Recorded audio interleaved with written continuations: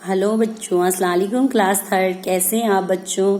तो हम आपका अंकुश हिंदी पाठमाला भाग 3 पढ़ रहे हैं। हम आपका रिवीजन करें लेसन नंबर 13।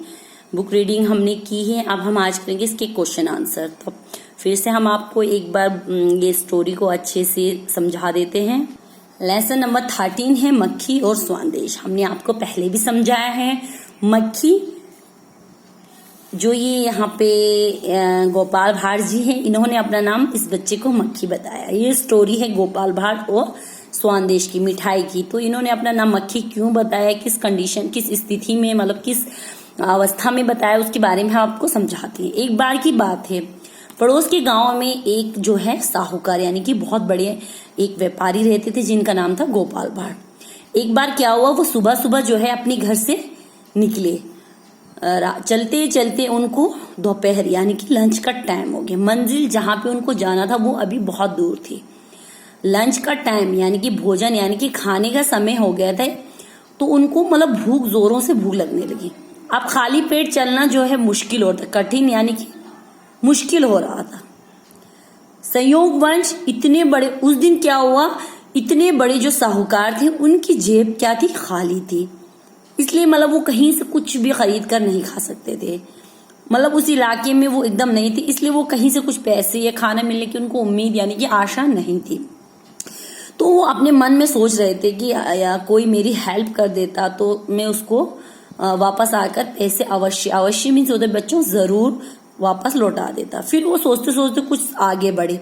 सामने फिर उनको क्या दिखाई दिया, एक पेड़ दिखाई दे। उसके नीचे, पेड़ के नीचे एक हलवाई की छोटी सी दुकान उनको दिखाई दी।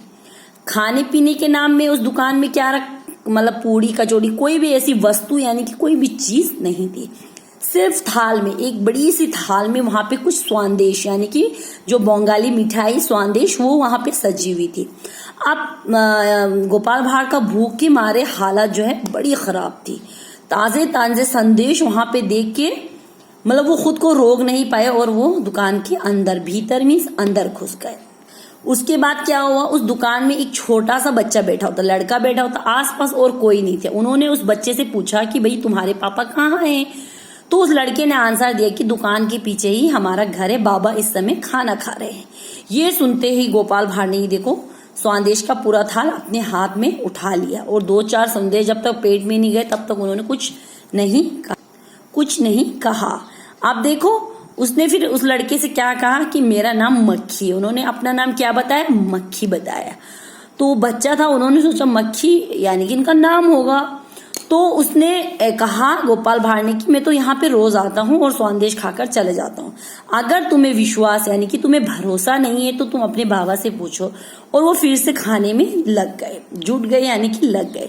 लड़का जो दुकान से बैठे बैठे उसने बड़ी जोरों की आवाज में अपने बाबा को आवाज लगा, बाबा मक्खी स्वादेश खा रही है। अब बाबा देखो ये अंदर खाना खा रहे। उन्होंने कहा, लड़के के पिता ने खाना खाते खाते उसको उत्तर दिया, आंसर दिया कि खाती है तो खाने, वो तो रोज खाती है। यानी कि उन्होंने सोचा ये उड़ने वाली मक्खी, वो तो रोज आके मिठाई पर बैठती, कोई बात नहीं खाने दो। पिता का आंसर, उत्तर यानी सुनकर लड़का बेचारा चुप हो गया। गोपाल भाट ने पूरा संदेश की थाली को सपाट कर दिया, खा के पूरा खत्म कर दिया। और लड़के के पिता जब खाना खाने के बाद उन्होंने कुछ देर रेस्ट किया, आराम किया, उसके बाद जब वो अपनी शॉप पर वापस आए तो उन्होंने थाल में एक भी स्वादेश नहीं देख के उनको गुस्सा आ गया। अब गुस्से से लड़के से उसने पूछा कि भाई ये सारी मिठाई कहाँ चली गई, इतना भरा हुआ थाल रखा। तो लड़का बेचारा डरते डरते कहा कि मक्खी ने खा लिया। बाबा उस समय मैंने तुमसे पूछा था। उसने कहा कि मैंने तो आपको पूछा था कि मिठाई जो है, स्वादेश जो है, मक्खी खा रही, तो आपने ही तो आंसर दिया कि वो तो रोज खाती, खाने दो।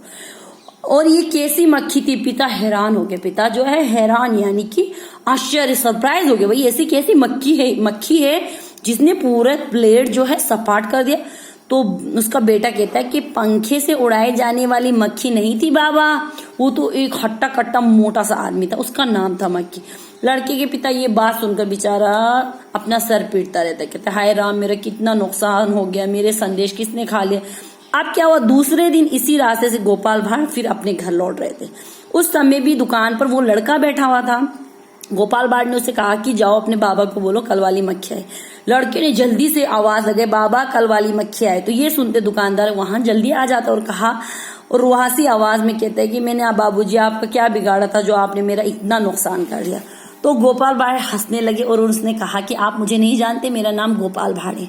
कल मुझे बहुत ज्यादा भूख लग रही थी, मेरे जेब में पैसे नहीं थे, इसलिए मैंने मक्खी का बहाना बनाकर ये मिठाई खा ली। अब क्या हुआ, वो कहने लगा कि आज जो है मैं आपके पैसे लौटाने आया हूं, आप बताइए आपके संदेश कितने के थे। तो गोपाल भाड़ का नाम सुनते ही दुकानदार जो है सहम गया, यानी कि डर गया। वो जानता था कि मतलब पड़ोस के गांव का वो सबसे बड़ा साहूकार था। तो उसने उसके हाथ जोड़े, कहा महाराज आप मुझे कल ही बता देते तो आपकी खिदमत करने का मुझे अवसर यानी कि मौका मिलता। उसने कहा आपके मुझे दर्शन हो गए, मुझे पैसे की कोई जरूरत नहीं, आप जाइए। तो गोपाल भाड़ ने कहा नहीं, मुझे किसी गरीब का दिल दुखाना मैंने कभी नहीं सीखा। दिल दुखाना यानी किसी को दुख पहुंचाना मैंने कभी नहीं। उसने मना किया लेकिन फिर भी उसने उसके गल्लग में पैसे रख दिए। तो यहीं तक हमने आपको पढ़ाया था, इसको आपको समझाया भी था कि कभी किसी का हक जो है हमें नहीं खाना चाहिए। हमेशा जो है किसी को मतलब किसी को हमें देना भी ना हो तो उससे लेना भी नहीं चाहिए। जितना हो सके लोगों को देने की नियत रखो, लेने की नियत मत रखो। इससे अल्लाह भी खुश होता है और हमारा जो है हमारी रूह को भी सुकून मिलता है। ठीक है बच्चों, तो हम आपको इसकी क्वेश्चन आंसर आज समझाएंगे। पहला क्वेश्चन यहाँ पे है, निम्नलिखित प्रश्नों के उत्तर लिखिए। निम्नलिखित क्वेश्चंस के आंसर लिखिए। तो हम आपको 2 क्वेश्चन के आंसर आज बताएंगे, 2 के हम आपको बाद में बताएंगे। पहला है क, गोपाल भाड़ किसी से पैसे या खाना क्यों नहीं ले सकते थे। पहला क्वेश्चन है गोपाल भाड़ किसी से पैसे या खाना क्यों नहीं ले सकते। तो इसका आंसर है बच्चों, इसका आंसर है गोपाल भाड़ किसी से पैसे या खाना इसलिए नहीं ले सकते थे क्योंकि उस इलाके में वे एकदम नए थे। क्यों नहीं ले सकते थे, क्योंकि वो उस इलाके में बिल्कुल नए थे। क्वेश्चन नंबर ख, वह तो रोज ही खाती है खाने दे, लड़के के पिता ने ऐसा क्यों कहा। वह तो रोज ही खाती है खाने दे, लड़के के पिता ने ऐसा क्यों कहा।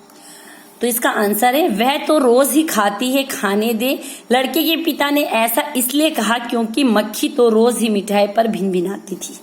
अब मक्खी जो थी वो रोज जो है उस मिठाई पर भिनभिनाती थी, इसलिए उसके पिता ने कहा कि वो तो रोज ही खाती है, उसे खाने दो। ठीक है, यहीं तक रखेंगे, इंशाल्लाह आगे हम फिर करेंगे। आप अच्छे से इसको अपनी कॉपी पे कर लेना। वैसे आपका हम रिवीजन कर रहे हैं, आपने पहले किया होगा। अगर किसी बच्चे ने नहीं किया है तो अपनी कॉपी पे अच्छे से कर लेना और उसको लर्न कर लेना। Okay, Allah Hafiz, thank you.